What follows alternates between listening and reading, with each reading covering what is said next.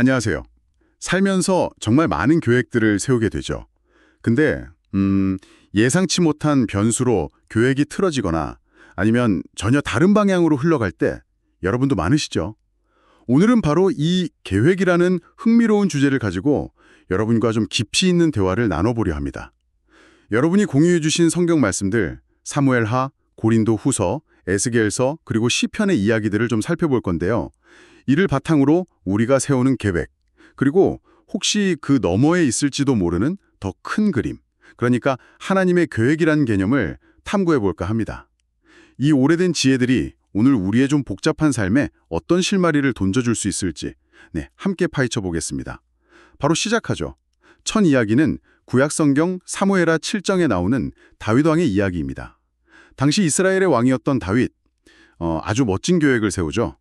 자신은 백향목궁, 그러니까 아주 좋은 집에 사는데 하나님의 임재를 상징하는 그 중요한 언약궤는 아직 그냥 초라한 참막 안에 있다는 게 마음에 걸렸던 거예요. 네, 그렇죠. 그래서 이 언약궤를 모실 아주 웅장하고 영구적인 성전을 지어야겠다, 이렇게 결심을 합니다. 언뜻 보면 정말 경건하고 훌륭한 계획 아닌가요? 네, 맞습니다. 표면적으로는 더할 나위 없이 좋은 의도였죠. 자신의 안위보다는 하나님을 먼저 생각하는 마음이 담겨 있었으니까요. 그런데 여기서 이야기가 아주 흥미롭게 전개됩니다. 하나님께서 나단이라는 선지자를 통해 다윗에게 좀 뜻밖의 메시지를 전달하세요. 뜻밖의 메시지요? 네, 성전 건축 계획에 대해서 아니오라고 말씀하시면서 오히려 다윗의 계획보다 훨씬 더 거대하고 또 영속적인 계획을 밝히시는 거죠. 다윗이 하나님을 위해 집, 즉 성전을 짓겠다고 했을 때 하나님은 반대로 아니다, 내가 너를 위해 집, 그러니까 왕조를 세우겠다고 약속하신 겁니다. 그 유명한 약속이군요. 내 집과 내 나라는 내 앞에서 영원히 보존되고 내 왕위가 영원히 견고하리라. 이 말씀이죠. 네, 맞습니다. 그러니까 다윗은 눈에 보이는 그 물리적인 건물을 계획했는데 하나님은 그의 후손을 통해 이어질 영적인 왕조, 즉 시간과 공간을 초월하는 하나님의 통치를 계획하신 거네요. 이게 단순히 더 큰 계획이라기보다는 계획의 성격 자체가 완전히 다른 차원인 것 같습니다. 뭐랄까, 정적인 장소에서 역동적인 백성과 약속으로 초점이 확 이동한 느낌이랄까요? 정확한 지적이십니다.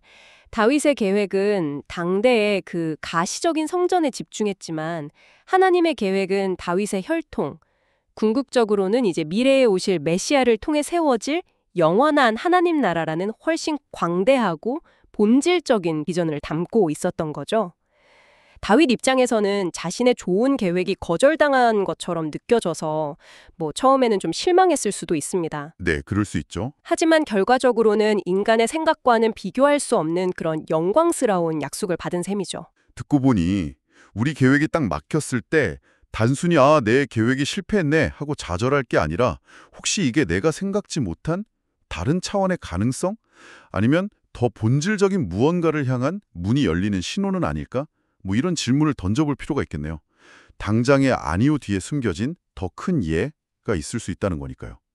하긴 근데 솔직히 그 순간에는 거절당했다는 느낌이 훨씬 클 것 같은데 다윗은 이걸 어떻게 받아들였을까요? 성경 기록을 보면요, 다윗은 하나님의 응답을 듣고 즉시 하나님 앞에 나아가서 아주 겸손하게 감사하면서 그 약속을 받아들입니다. 자신의 계획보다 하나님의 계획이 더 위대하다는 걸 인정하고 찬양하는 그런 성숙한 모습을 보여주죠. 물론 그 과정에 인간적인 아쉬움이 왜 없었겠습니까만 그는 더 큰 그림을 신뢰하기로 선택한 것입니다. 그렇군요. 계획의 좌절 앞에서 보인 다윗의 반응, 그 자체도 또 다른 배울 점이네요. 자, 그럼 다음 이야기로 넘어가 보죠. 신약 성경 고린도 후서 1장에 나오는 사도 바울의 경우입니다. 바울은 고린도라는 도시에 있는 교회를 방문하려던 계획을 여러 사정으로 변경하게 되거든요. 네. 그런데 이것 때문에 일부 교인들한테서 말을 자꾸 바꾼다, 신뢰할 수 없는 사람이다, 이런 비난을 받게 돼요. 당시 사도로서의 권위가 중요했던 바울에게는 이게 꽤 심각한 문제였을 텐데요. 맞습니다. 그래서 바울은 이 오해에 대해서 아주 적극적으로 해명을 합니다. 자신의 계획 변경이 결코 육체를 따라 계획하여 예 하면서 아니라 하는 일, 그러니까 인간적인 변덕이나 이해타산 때문이 아니라고 아주 강하게 항변하죠.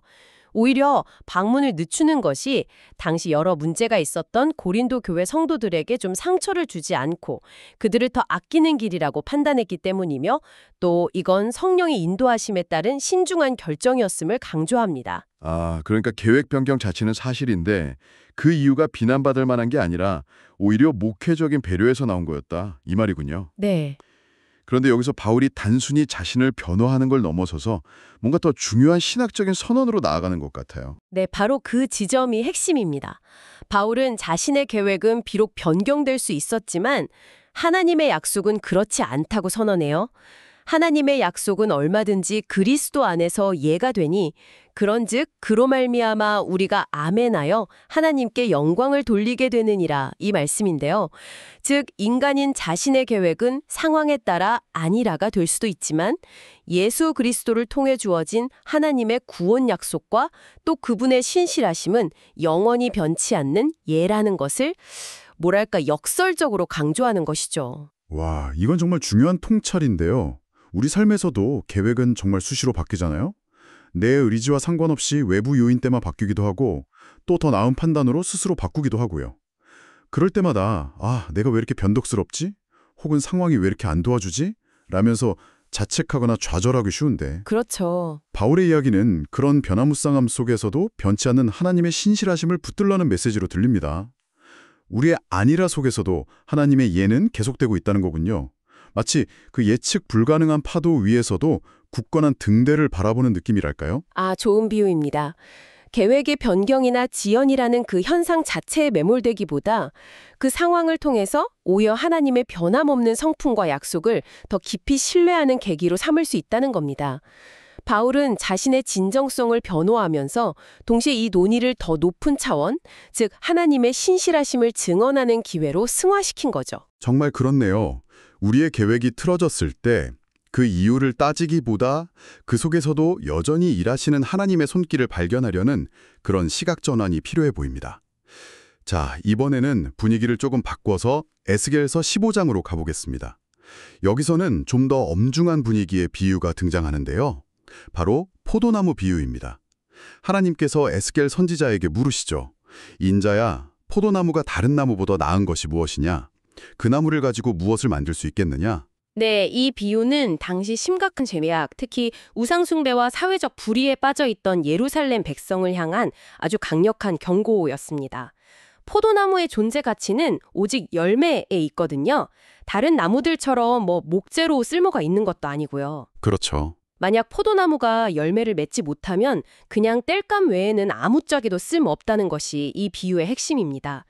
하나님은 이스라엘을 선택하셔서 거룩함과 의로움이라는 열매를 맺어서 세상을 밝히기를 기대하셨는데 그들이 영적으로 완전히 메말라 버렸으니 이제 심판 외에는 다른 길이 없다는 그런 메시지였죠. 하나님의 계획이라고 하면 보통 축복이나 인도하심 같은 긍정적인 면을 먼저 떠올리게 되는데 이 본문은 그 계획 안에 공의로운 심판, 어찌 보면 좀 받아들이기 어려운 측면도 포함될 수 있다는 것을 명확하게 보여주네요. 네. 선택받았다는 사실 자체가 심판의 면죄부가 되는 건 아니다. 이런 거군요. 그렇습니다. 하나님은 사랑과 자비가 정말 무한하신 분이지만 동시에 거룩하시고 공의로우셔서 죄를 그냥 관과하지는 않으십니다. 이스라엘의 지속적인 불순종은 결국 하나님의 공의로운 심판 계획을 촉발시킨 거죠.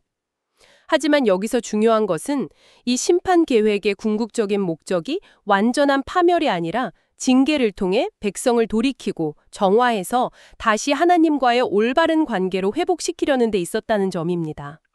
뭐랄까 불타는 땔감처럼 보이는 그 상황 속에서도 사실은 새롭게 시작하기 위한 정화의 과정이라는 깊은 뜻이 담겨 있을 수 있다는 거죠. 심판조차도 더 큰 회복 계획의 일부일 수 있다는 관점. 이건 우리가 삶에서 겪는 이해하기 힘든 고난이나 실패를 해석하는데 좀 새로운 시각을 제공할 수 있겠네요. 물론 모든 어려움을 섣불리 심판이나 징계로 연결지을 수는 없겠지만 적어도 내 삶의 방향이 혹시 열매 없는 포도나무처럼 본라의 목적에서 벗어나 있지는 않은지 돌아보게 만드는 그런 계기는 될 수 있을 것 같습니다. 자, 마지막으로 다시 다윗의 이야기로 돌아가 보겠습니다. 시편 56편과 57편입니다.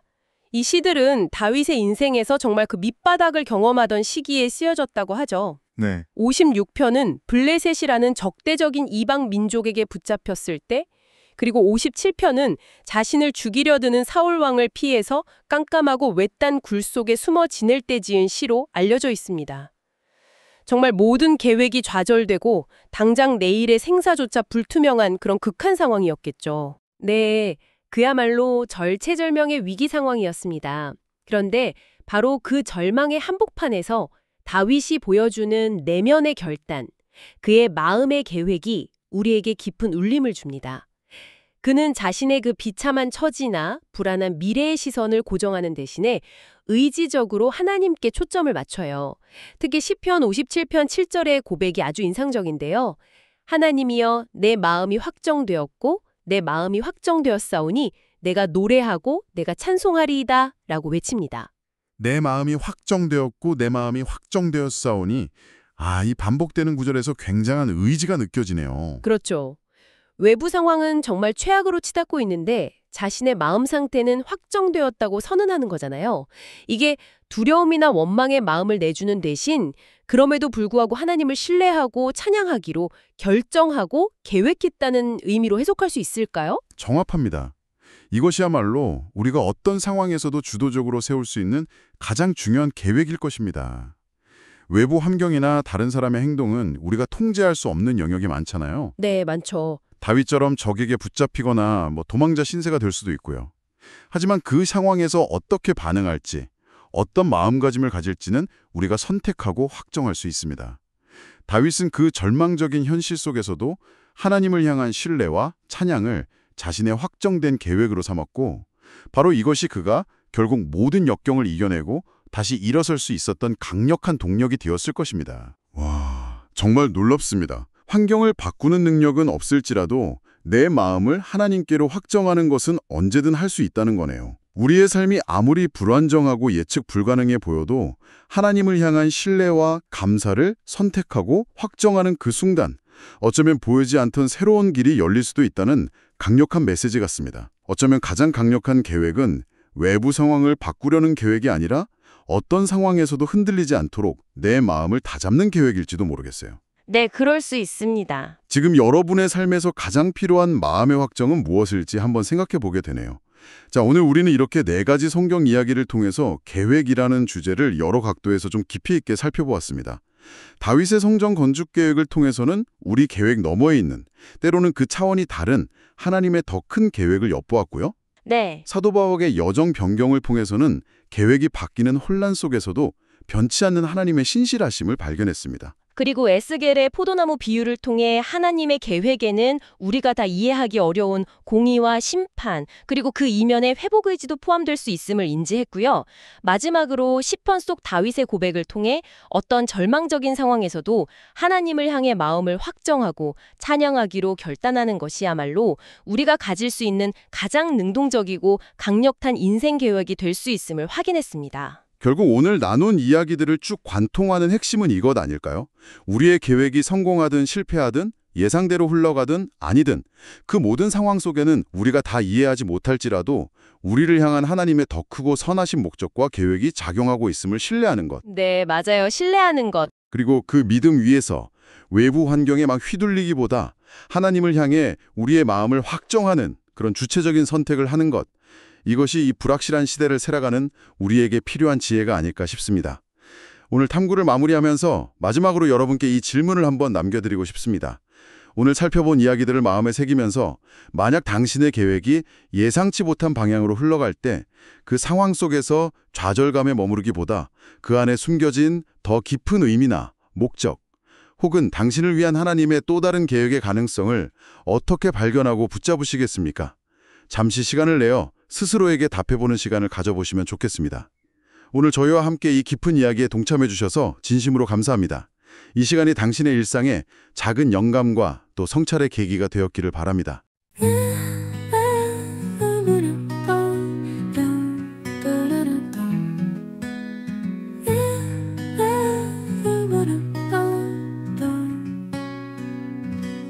내 마음의 소원 주를 위한 성전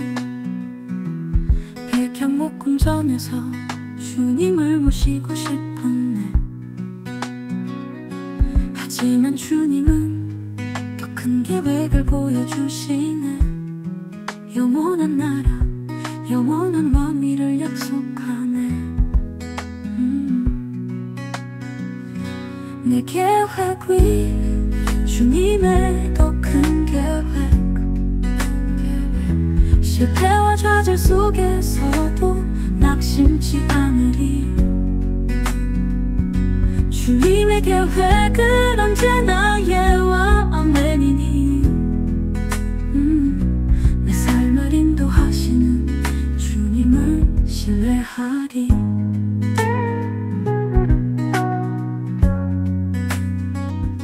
고린도로 향하던 바울의 발걸음. 계획은 바뀌었지만 주님의 뜻은 굳건해. 사람의 꾀가 아닌 주의 섭리 따라 모든 일이 합력하여 선을 이루네. 내 계획 위 주님의 더 큰 계획. 실패와 좌절 속에서도 낙심치 않으리. 주님의 계획은 언제나 예와 아멘이니. 내 삶을 인도하시는 주님을 신뢰하리.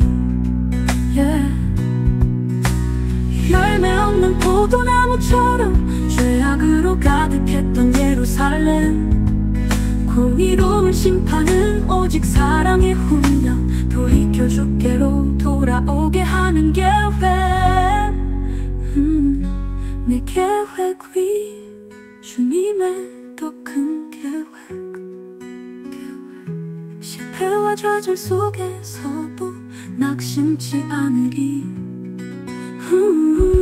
주님의 계획은 언제나 예와 아멘이니.